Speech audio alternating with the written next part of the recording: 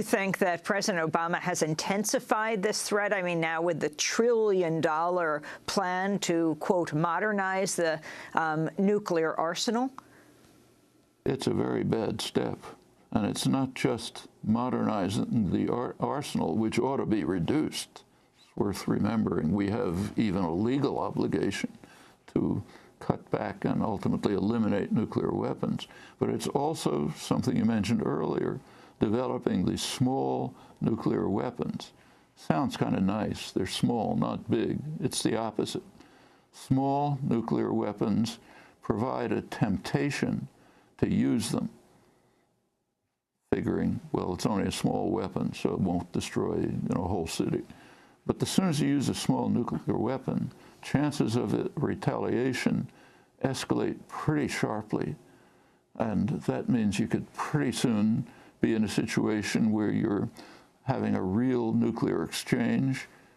Pretty well known now that that would lead to a nuclear winter, which would make life essentially impossible. As President Obama heads to Hiroshima, do you think he should be apologizing for the only nuclear bombs, atomic bombs, dropped in the world, the U.S. dropping them, launching the nuclear age on Hiroshima and Nagasaki in '45? I thought, I'm old enough to remember it, and that day was just maybe the grimmest day I can remember.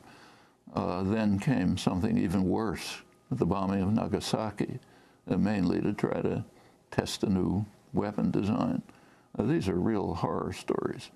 The firebombing of Japanese cities a couple months earlier was not that much better, Tokyo especially.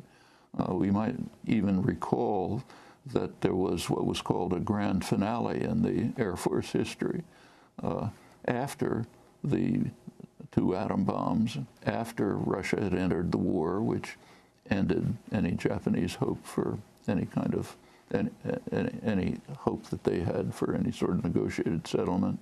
After that, it was all over. After Japan had officially surrendered, though before it had been made public.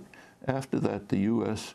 organized a 1,000-plane raid, which was a big logistic feat, to bomb Japanese cities to kind of show the Japs who was on top, and survivors, like Makoto Oda, a well-known Japanese writer, recently died, reported that as a child in Osaka, he remembers bombs falling along with leaflets saying Japan has surrendered. Now, that was not a lethal bombing, but it was a brutal one, a brutal sign of brutality. All of these events call for serious rethinking. Yes, apology, but mainly serious rethinking of just what we're up to in the world. And remember that this goes on. Those were small bombs by today's standards. If you look at the record since 1945, it's an absolute miracle that we survived. New examples are discovered all the time. Just a couple of months ago, it was revealed that in 1979, last Carter year, the U.S. automated detection systems determined that there was a major Russian missile attack against the United States. Protocol is this goes to the Joint Chiefs of Staff, they evaluate it, goes to the National Security Advisor, Zbigniew Brzezinski at the time, he notifies the president. Brzezinski was actually on the phone, ready to call Carter to launch a nuclear attack, which means the doomsday clock goes to midnight, on the phone when they received information saying that it was a false alarm. Another of the hundreds, if not thousands, of false alarms on the Russian side. There are probably many more because their equipment is much worse. These things happen constantly. And to play games with escalating the nuclear arsenal when it should be reduced, sharply reduced. I mean, even people like Henry Kissinger, George Shultz, and so on are calling for elimination of nuclear weapons. To escalate and modernize at this point is just really criminal, in my opinion.